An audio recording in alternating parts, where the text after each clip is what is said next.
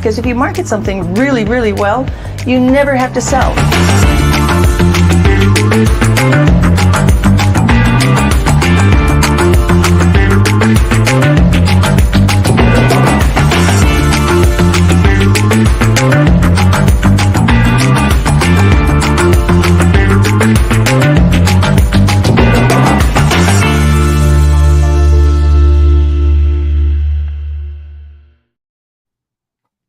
Hello, hello, hello, and welcome to Money Talk, where we get to talk about my favorite topic, money.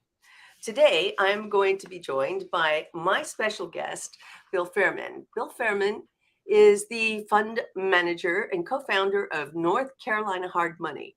Now, he's going to talk to us today about some ideas about investments and the best places to make investments. But I think that we're going to want to ask him some questions. So please feel free to engage and ask those questions or DM or send me something. So joining me right now is Bill Fairman. Welcome. Hi, Linda. How are you?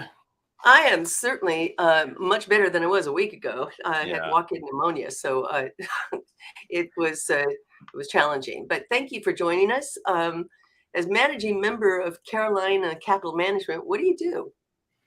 Well, actually, our business is structured. It's a really nice ecosystem. What we do is we provide small businesses, in this case, it's real estate investors, with the capital that they need to run their businesses with. So we provide short-term acquisition and construction loans for single-family properties, multifamily properties, self-storage, and small strip centers.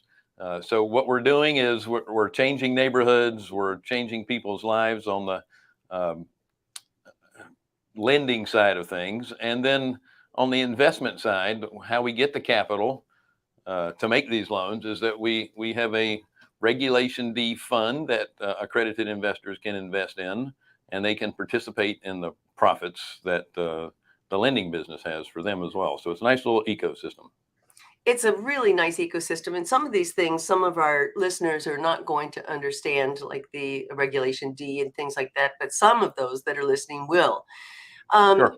You know, in terms of lending to construction loans and things of that nature, how does what the market's doing impact your decision to be able to lend? If there's 30% of, I read a number yesterday that 32% of distressed property owners expect to see the price drop in 2023. Now, maybe that's hopeful thinking or wishful thinking, but as a distressed property owner, I wouldn't want to have that thinking. I would want to think it's going up and it's going to continue to go up. How is this going to impact your business? Well, one of the things about real estate is it's local. It just depends on where your properties are. If they're distressed, by the way, that price is going to be low. People aren't going to pay the same market value for a distressed property as they are for one that's ready to move into. Now, distress can mean several things. It could mean that there's something wrong with the property that needs to be fixed up or something of that nature, or it could be that you, the borrower or the owner, are distressed and can no longer afford the home or whatever reason. It doesn't mean the property is distressed. The owner can be distressed. We're really not in that kind of market space anymore, like we were in 2008, 2010, where you saw that whole debacle going on. Why did you get into private lending as a profession? I've been in the mortgage business for over 30 years. I've always been a problem solver. I started off as a retail loan officer. I ended up moving into what they called the wholesale space, where we had a bigger line of credit than most of the other mortgage companies. So they would send us their loans and we would get them funded. And because I got into the private lending space because of 2008, we had the big crash. The mortgage business was completely shaken up. I had to get into another profession for a while to make ends meet. And we formed a private lending company because we were filling a gap that was left in the wake of the 2008 crash. Banks Now, weren't lending to these. you bring up a really good point, because lenders were not lending. They were terrified. They were, you couldn't find a lender. And it Right. really was private money that kick-started, because, lenders understand that you only make money when you're loaning the money, right? Right. Well, And you're only making money when you're receiving payments. And so this is there true. was a lot of lenders out there that became homeowners, unwilling homeowners. So This is true. that said, over the history, single family housing, for example, since the 50s has had a 3.5% increase in value average since the 50s. So at some point, values will come back. What happens is, do you have the runway or the time frame to wait that long? That's why I love being on the banking side of things. So when we lend money on a particular property, we're only lending at a maximum of around 70% of the value. So when you do have a lowering of values for whatever reason, we have a pretty good cushion for our investment, and that's why I like the banking side. You have a lot less responsibility than the owner of the property. Yeah, I think that you echo the response of many lenders today, at 70% LTV. But on a hard money basis, talk to me about hard money, and why do people use hard money versus bridge loans? Well, you can pretty much say that a hard money loan and a bridge loan are the same. You just have different rate structures um, based on the type of company that you're borrowing from. You can have a bridge lender that is going to lend you money for a much lower rate. They're going to be more like a bank. They're going to take a lot more time to evaluate the asset. And if you're a real estate investor, time is not on your side. You have to move quickly. A hard money lender is still going to do the same type of bridge loan. They're going to charge a little bit more, but they're going to get through the process very quickly. We typically close a loan in 10 days. Your typical bridge lender, for commercial especially, they're going to take 30, sometimes 40 days to close a loan. By that time, the deal is moved on. It has moved on, and they're very busy, making sure that the I's are dotted, the T's are crossed. And Sure. not that you aren't, but they're very busy on a different set of focus, like cross collateralization and other Right. things that make it risky. And for a lender, the lender just wants to know he's going to be paid back. Isn't that the Well, most important issue? here's the thing that people don't think about. Hard money lenders do interest only loans, and they're annualized. So let me give you an example. Let's say our rate's 12%. If you only need the money for 6 months, you're only making 6 payments, you're actually only paying 6% interest. So while it sounds high, it really isn't. And it's much better to finance these properties for the acquisition than it is to find a equity partner that is going to bring the money, and that you have to give up anywhere from 30 to 50% of your uh, profit. That you've just said a mountain of information right there. And I think that when people are looking at flips or investment properties, they're constantly looking at, well, I have this skill set, and I'm going into this with this skill set, but I need capital. And the only way I'm going to get capital, because they're not sophisticated, they don't know the options that are available to them from companies like yours, Bill. They will take on a partner that you just said the most magic things. They'll give up 30 to 50% of their ownership because somebody else had the cash to do it, and they have the sweat equity. Yeah, and there's nothing wrong with that, but you don't want that to be your continuing source of funding, because you're giving up way too much at that point. And when you're first starting out, you're probably better off getting an equity partner, because it's going to be harder for you to get a loan, because while the hard money lenders have a little bit wider scope when it comes to looking at a deal, the one thing that they want is experienced borrowers, because no one lends money. I don't care who it is. No one lends money because they want the property. If they did, they just get the property themselves. They want the cash flow. I think that goes without saying, but I think a lot of borrowers just they don't think that, and they don't go into it with that. But understanding that that is your focus, I think, is a real key point here. Right. And Yeah. listen, we do everything we can to help that person on the front end when they bring us a deal. We're looking at it and we're saying, hey, this really isn't a deal. We turn a lot of deals away and that we could make and make money on, but we want the borrower to be successful because we want that borrower to come back to us a second time and a third time and a fourth time. We don't want just to do one and done. So No. in our book, everybody needs to be successful, our investors as well as the borrowers. So let's flip over to the investors for just a Mhm. moment. Um, why and why do investors generally come to yours to fund things? And I understand that you're going to have a mix of investors. So investors that understand properties, understand Sure. property values, have actually earned, or they could even be investors themselves that have decided they really don't want to do property ownership anymore. Yeah, we have people that are actually lending their own money out as well. Um, the thing is, if you have, we'll just say, for example, if you have a self-directed retirement account and you are a hard money lender on your own or a private lender, that's fine. You can make a little bit more money doing that yourself, but now you're having to do all the due diligence on the properties. You're having to manage that loan as it goes through its construction draws. And then what happens at the end of that term and they pay you off? Well, now there's a gap between the time that they pay you off and the next deal you get into. So Right. if you're making 12% interest yourself, and then there's a month or a month and a half between the times you get the money back out there again, you're really only making about 9.5%. So it's important to get inside of a fund eventually where that money is continuously working.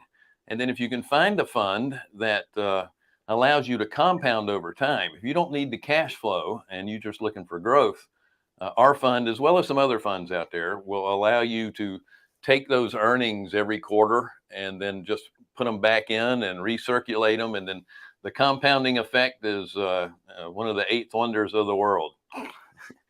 To me, We if you, we love compound interest, don't we? yeah, to me, the best analogy I can have is if you have a 401k where you have an employer that is matching a certain amount of your the money that you're putting into your 401k.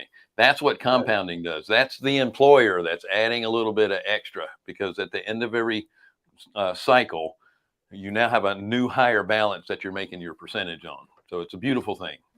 It's a beautiful thing. What are some of the obstacles that you have to overcome when you're talking to investors to make this leap? Is it a hard sell, or is it a pretty easy positioning? Well, there's a couple of things. If they already understand real estate, it's not a big deal. Most everybody that has the money to put into a fund is a homeowner, so they do understand what a mortgage is and how it works. The thing with most private placement funds is they are smaller. You need to be concerned about how many eyes are on the fund. There's a lot of faith you have to put into the management team that they know what they're doing and that they're uh, trustworthy individuals. In our particular case, we purposely have a fund administrator that's looking at the books. We have a separate CPA firm that does the tax returns, and then we have another separate third-party CPA firm that comes in and does our annual audit. So we have three separate sets of eyes on the books at all time. It's also important that that fund is investing in something that or making loans on something that's highly liquid. About 55% of what we do is not just single family homes, but it's median price point homes, meaning as a banker, anytime you're making a loan, your first thought is if I have to take this property back, how quickly can I get rid of it? Because you want that money back again working instead of out there trying to sell the house that's overpriced or in a market where you have fewer people that are looking for that type of a house. So we stay in the median price point. We When also, you say median price point, what is the median price point? well, You're in the whatever, Carolinas, correct? any particular area that we lend in, and we lend throughout the Southeast. So the median price point in Charlotte's probably around 300,000 in that neighborhood. Other markets are going to be a little bit lower. Other markets are going to be a little bit higher. But you want to stay in a place, especially single family, where first time home buyers can afford them, empty nesters want them, and then real estate investors want them. You want the biggest piece of the pie of potential buyers in that market. The other thing is if you get to a point where you have another 2008 where everyone was a seller and no one was a buyer, you can still rent these properties out and get the income that you're supposed to get from your fund from rental income. Because one thing that happened in 2008, while values were going down, rents never went down, they went up. So you have to keep That that. is a strange phenomena, isn't it? Well, here's the thing. People always, no matter what economy you're in, people always need two things: food and shelter. Shelter. So if you've lost your house due to foreclosure in 2008, you still needed a place to live. So, and most families still wanted to stay in a house. So the amount of rental properties, and I'm losing the word here, but supply and demand, the demand for rental properties went higher. So rents went up. The people that got hurt that owned rental properties in 2008 were hurt because they over leveraged their properties originally.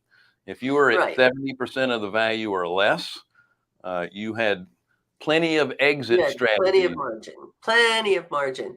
Right. The joke here was if you could fog a mirror, you could get a loan, right? So if you had 10% down, what kind of leverage do you have? There was no No, room none. for error, none. So And if, lenders have become a lot more careful and more specific on their intent on right. lending. And then, on our commercial side, when we do commercial loans as well, listen, they're all commercial loans, but what I mean is commercial property. So multifamily we're into, we lend on those. We lend on self-storage and we lend on strip centers. So How do you a find small, self-storage? I mean, that's like the most in-demand product type right now. well, we have an unhealthy relationship with our junk. So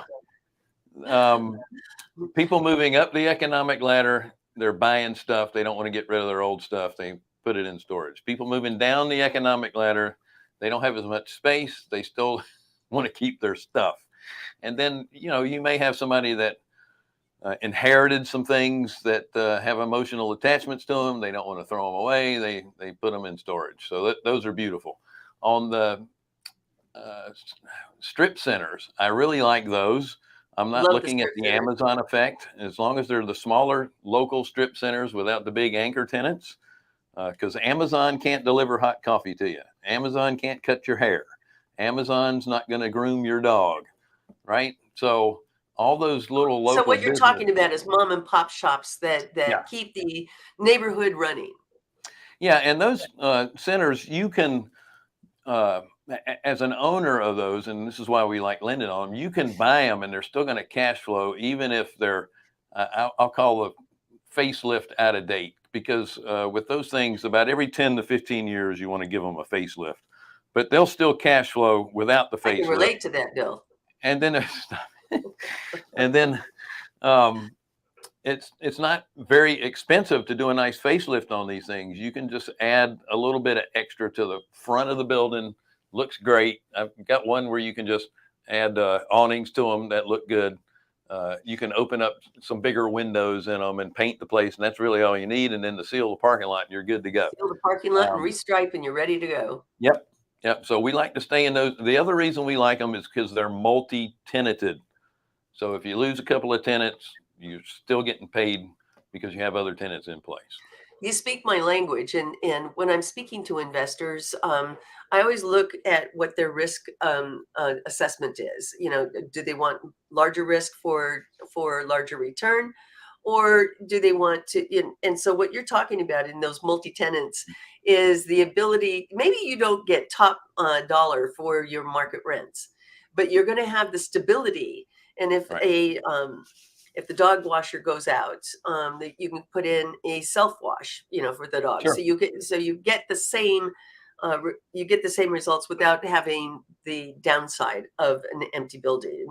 There's nothing worse than an empty building, right? Right. And it's funny you're talking about the risk profiles. I have another fund manager friend of mine that is actually in the exact same business that I'm in. And he had a potential investor said, well, you could get a lot more investors if you would offer a greater rate of return.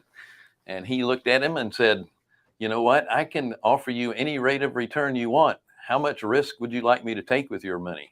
There you go. There you go. I mean, because the higher the risk, obviously, the higher reward. Right. And people don't understand that. They think, okay, I'm just going to get a single tenant net lease. There's no management involved in it. There's no maintenance involved with it. But if they go out, and I've had clients that hung on to it long after I said, get rid of it.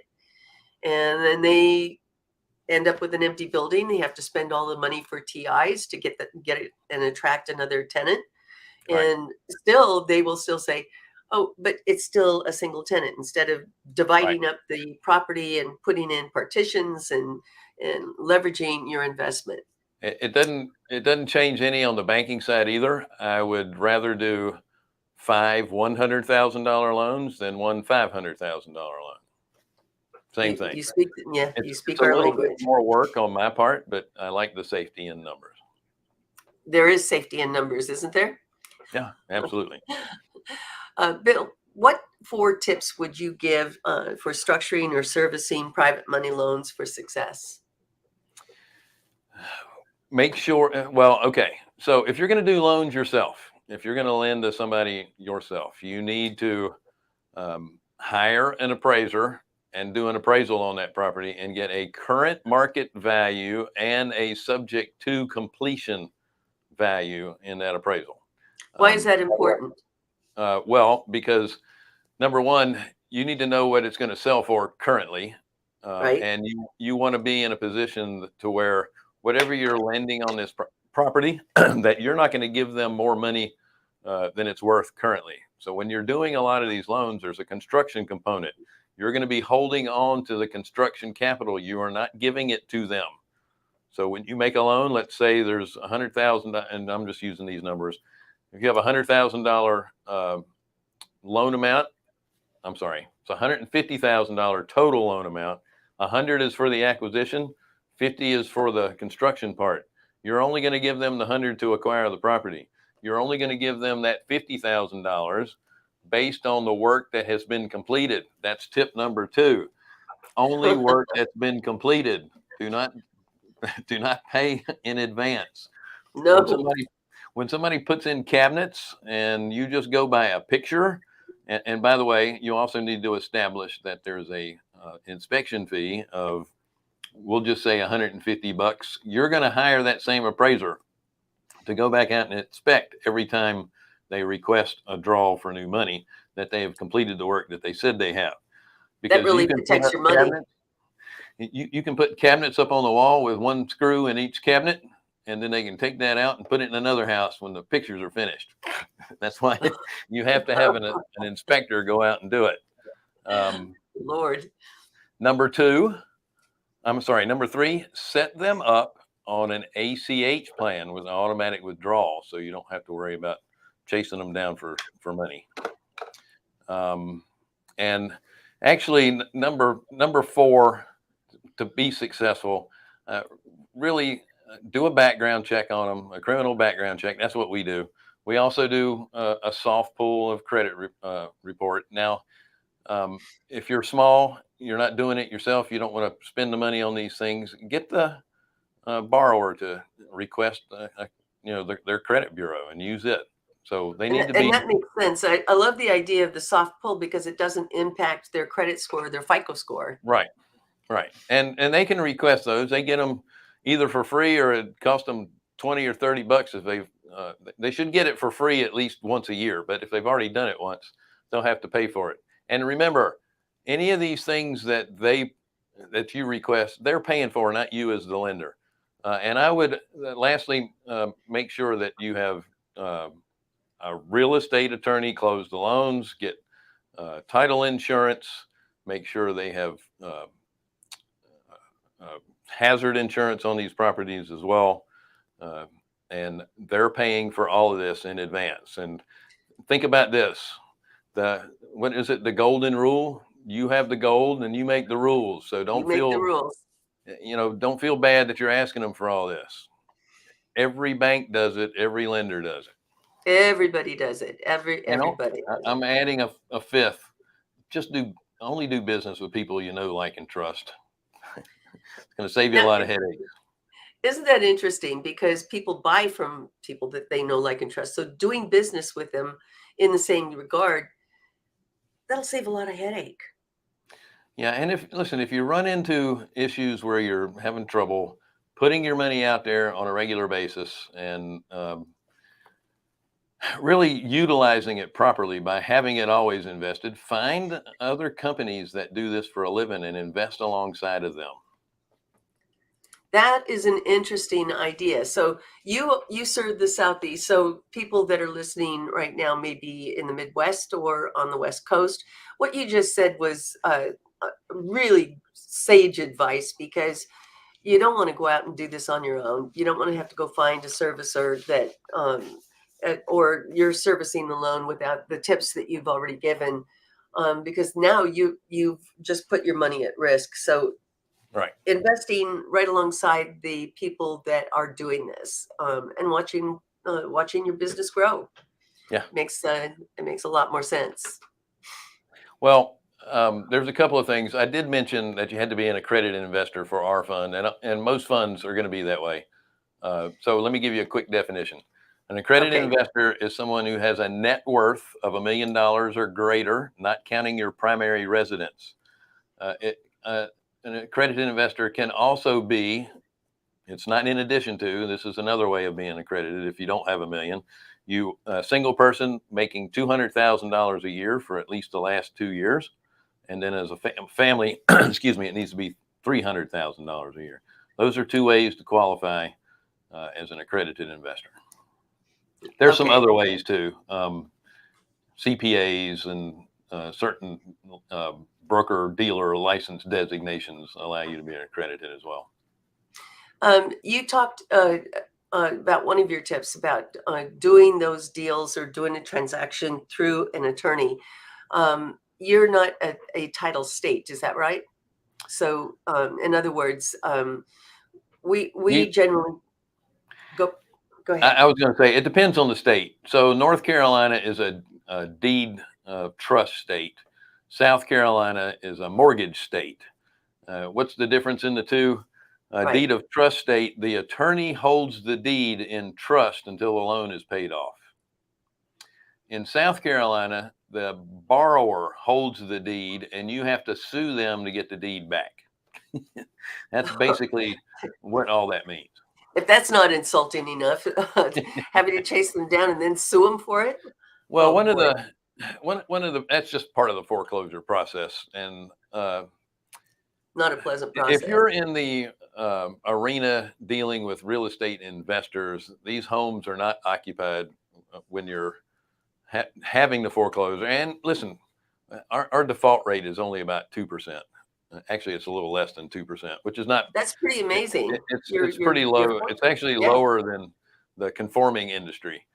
That said, judges will push these foreclosures through quickly because it's not affecting anyone living there. It's different when you're throwing somebody out of a house that they're living in. But if it's an investment property, they're still working on it. There's nobody in there. You're not hurting anyone other than the person that made the poor investment in the first place. That's true. That's true. All right. So wrapping this up, Bill, tell me, what are you reading right now? I just finished, and I don't read a lot because I drive 40 minutes each way. I do a lot of Audible. So my most recent Audible book was 10X is easier than 2X. And So true. Isn't that a Grant Cardone statement? no, it's I can't believe I've forgotten his name. The Strategic Coach is his program, and they've got 3 books out. One of them was Who Not How, and then the next one was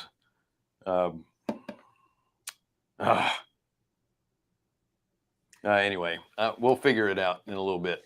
I'll make sure that you have it in the notes below. But awesome.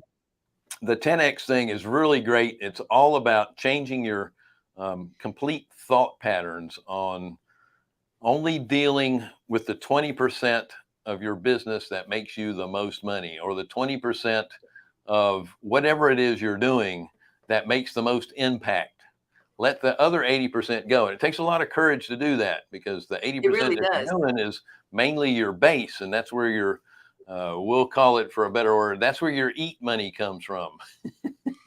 It It's doesn't so mean true. you're, And we lose sight of that, because we're really always focused, many businesses are focused on, let's just acquire, let's acquire customers, but you can acquire the wrong customer too, and they'll just eat up your time and your resources, right?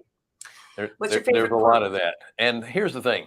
You don't have to stop doing business with those 80%. You just find other people, hire other people to deal with those 80%. There you go. Take your talents and your value add, and you concentrate on those 20% that you can add the most value to them with. That's awesome. And that's going to take you way up. And it's going to make you feel better too. Well, and it's all about us, isn't it? Yeah. We want to be able to sleep at night. Yeah, it's all about me. For me too. Bill, I love the topic. I love the fact that we talked about how to get money, how to acquire, and how to invest, how to get money into projects that we are always thinking about wanting to do, and what it takes to do that and to be successful. Leave us with one thought. What's your favorite quote? My favorite quote is, "The house doesn't care how much it's worth. It's about the cash flow." Oh boy. And it is about the cash flow, isn't it? Right. So it doesn't matter what the value is. It matters about the income coming in on it. That's so true. So, Bill, I want to thank you so much for joining us today. Carolina Capital Management and Bill Fairman. And I just want to say thank you very, very, very much for joining us today. And if I could figure out which buttons to push, I would be really good at this. I'm getting better. I didn't take you out.